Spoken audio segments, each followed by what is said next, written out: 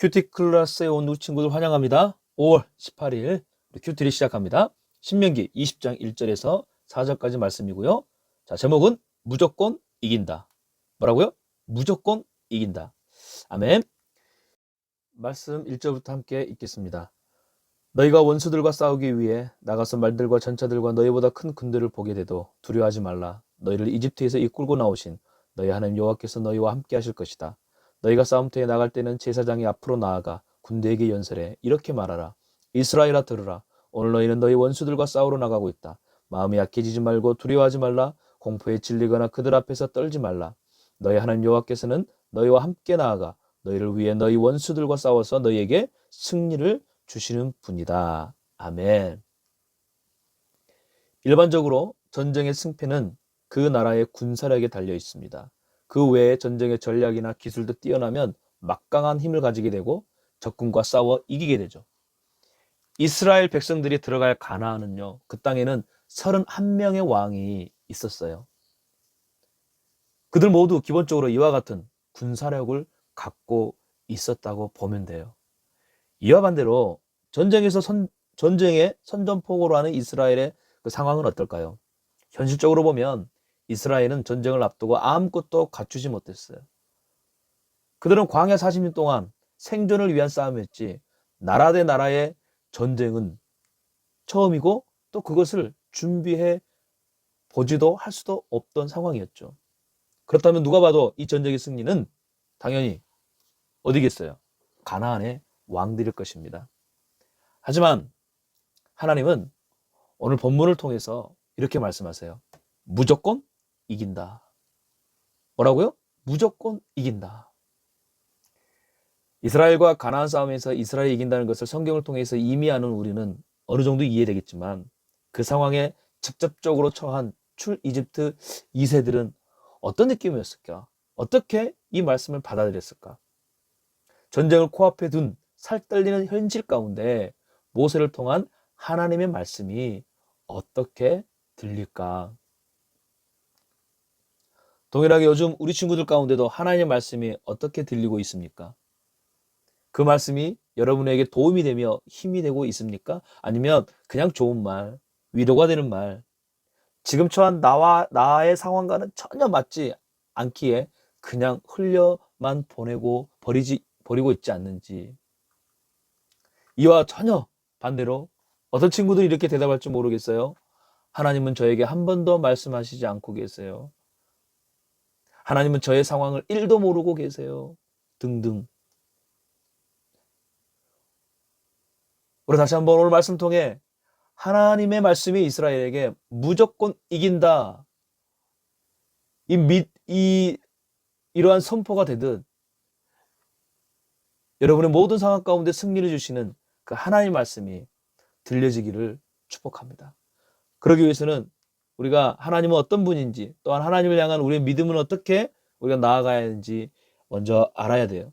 자, 그 첫 번째가 뭐다? 현실의 눈이 아닌 믿음의 눈으로 그 하나님을 바라봐야 된다는 거예요. 자, 1절을 우리 다시 한번 읽어봅시다. 너희가 원수들과 싸우기 위해 나가서 말들과 전차들과 너희보다 큰 군대를 보게 돼도 두려워하지 말라. 너희는 이집트에서 이끌고 나오신 너희 하나님 여호와께서 너희와 함께 하실 것이다. 가나안 군대는 말들과 전차들이 많고 큰 군대로 이루어졌기 때문에 보기만 하면 어떻게 돼요? 두려워하게 된다는 거죠. 이때 두려움으로 현실의 눈에 보이는 그들만 바라보지 말고 어떤 눈? 현실의 눈이 아니 믿음의 눈으로 보라는 것이죠. 누구를? 하나님을. 근데 어떤 하나님? 바로 너희를 이집트에서 이끌고 나오신 하나님이라는 거죠. 그 하나님 어떤 하나님이세요? 우리보다 그들은 더 잘 알죠. 왜냐하면 40년 동안 함께 하셨기 때문에. 그 하나님을 더 경험했고 그 하나님은 어떤 하나님을 알았다는 거죠. 그리고 그 하나님이 너희와 함께 하시기 때문에 믿음의 눈으로 보라는 거예요. 이처럼 믿음으로 살아가는 우리의 일상은 언제나 영적 전쟁이 끊이지 않죠. 그러다 보니 눈에 보이는 현실, 상황이 더 커 보이거나 또 나에게 말씀하시고 함께 하신다는 그 하나님은 작게 보이거나 전혀 보이지 않는 경우가 많이 생기죠. 그때마다 우리는 현실의 눈이 아닌 믿음의 눈으로 하나님을 바라봐야 하는 거예요. 특별히 오랫동안 기도했는데 전혀 변하지 않는 상황에서는 사실 쉽진 않죠. 그래도 우리의 눈은 믿음의 눈이 되어야 한다는 것이죠. 왜냐하면 믿음은 무엇이냐? 바로 히브리서 11장 1절에서는 이렇게 말하고 있는데, 믿음은 바라는 것들의 실체며 보지 못하는 것들의 증거라는 거예요. 믿음의 눈을 들어서 우리가 바라볼 때 이것들이 실체가 되고 확실한 우리 삶의 증거가 된다는 거예요. 아멘. 그러면 현실에 그냥 묻혀 있지 마세요. 이게 전부라고 생각하지 마세요. 여기에 막혀 있다고 생각하지 마세요. 믿음의 눈을 가지고 우리가 바라보십시다. 그 하나님을. 그때 하나님이 말씀하신 그것들이 이루어지는 놀라운 것들을 보게 될 것이에요. 경험하게 될 거예요. 여러분 삶 가운데 나타나게 될 것입니다. 두 번째는 무엇이냐? 같이 한번 읽어봅시다. 승리는 얻지 않고 받는다. 이게 무슨 말이냐? 자, 먼저 4절 말씀 읽어봅시다. 너희 하나님 여호와께서는 너희와 함께 나아가 너희를 위해 너희 원수들과 싸워서 너희에게 승리를 주시는 분이다.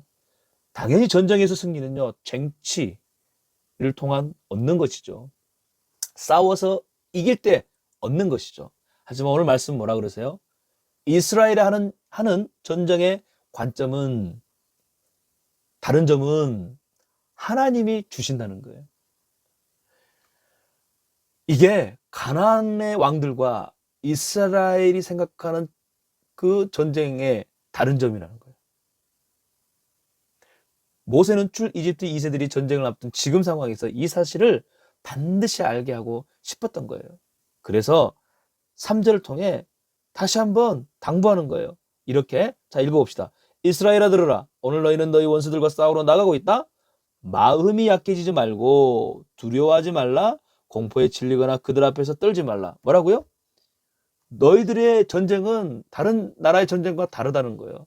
승리를 내가 줄 것이기 때문에 마음을 약해지 말고 두려워하지 말고 공포에 질리거나 그들 앞에서 떨지 말라고 이야기하는 거죠.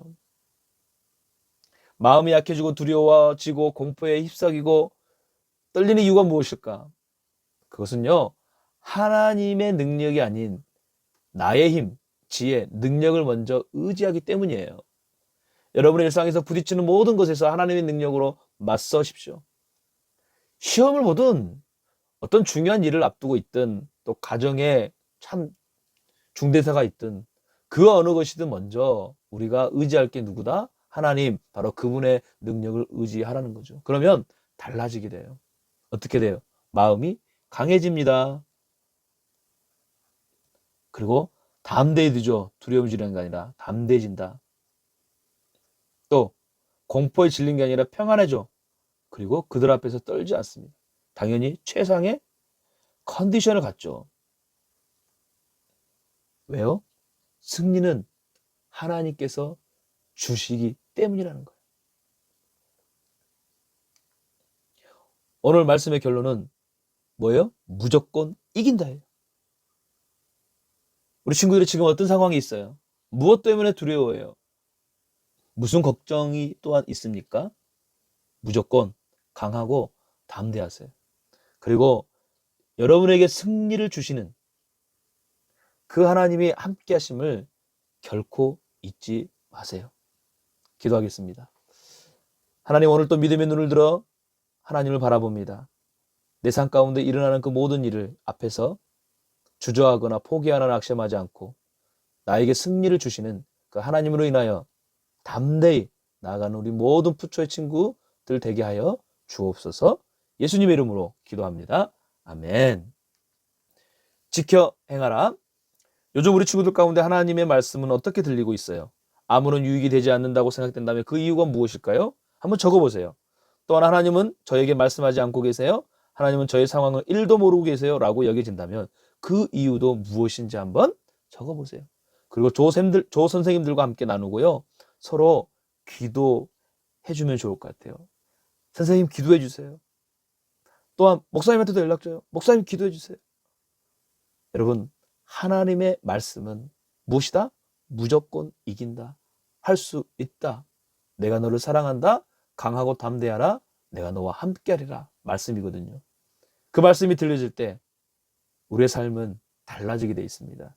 최상의 컨디션을 가질 수 있다는 것 기억하면서 오늘도 말씀으로 승리하고 내일 다시 만나십시다. 안녕.